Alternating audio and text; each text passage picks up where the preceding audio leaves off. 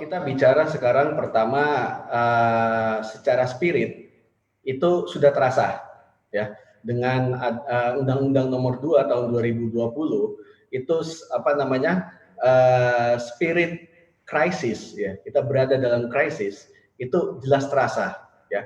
Undang-undang itu cukup komprehensif ya, komplit, itu memberikan dasar hukum ya bagi baik itu pemerintah maupun pengawal SSK lainnya ya seperti Bank Indonesia, OJK dan LPS ya untuk melakukan berbagai terobosan yang diperlukan pada saatnya untuk mengatasi krisis ini. Yang saya memberikan catatan bahwa kalau kita menghadapi krisis apalagi yang seperti sekarang di mana kita itu belum tahu ya ujungnya di mana ya krisis kesehatan ini, COVID ini kita harus istilahnya menjaga amunisi karena perang belum ketahuan ujung di mana ya.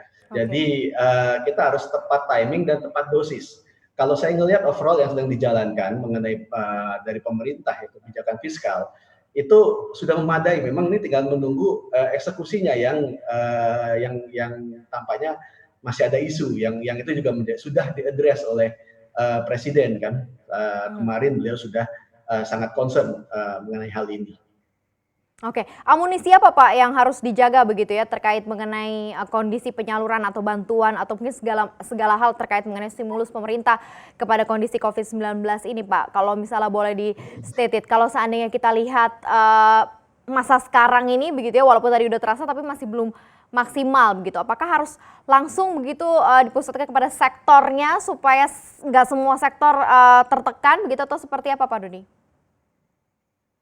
Oke. Jadi terkait dengan kebijakan ini, terkait dengan krisis ini, kebijakan kita itu akan harus sinergi ya, harus sinergi antara kebijakan fiskal, moneter, dan struktural. Termasuk struktural ini adalah yang berada di regulasi keuangan dan harus sinergis ya, harus sinergis yang ditujukan untuk satu menjaga daya tahan dari jaring pengaman kesehatan ya, jangan sampai break.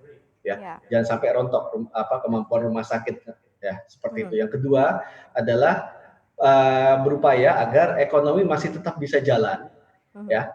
Kalau ekonomi jalan tentu namanya infection nggak akan terelakkan ya, itu terelak. Tapi kita jaga supaya kalau terjadi infection baru itu keabsorb dengan kemampuan jaring pengaman kesehatan.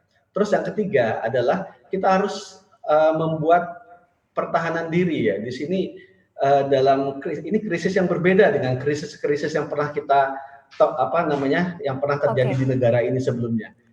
Krisis ini mengetes daya tahan kita ya. Ini berapa lama kita kuat dalam kondisi tertekan ya. Ini kita harus expect kalau kita bicara melihat pengalaman krisis flu Spanyol ya, itu bisa berlangsung hingga 2 tahun. Tentu saja dengan tingkat teknologi yang ada sekarang, kita nggak berharap selama itu, ya. Tapi kita tentu saja juga harus siap hal yang terburuk, ya. Seperti itu. Jadi makanya yang saya katakan tadi menyimpan amunisi, karena kita belum lihat. Memang kita baca berita, kita mendapatkan update, ada sudah vaksin COVID sudah mencapai tahap uji klinis ya kepada manusia. Tapi kan kita kan belum tahu hasilnya, bisa positif, bisa negatif. Kita masih uncertainty di sini. Jadi kita harus siap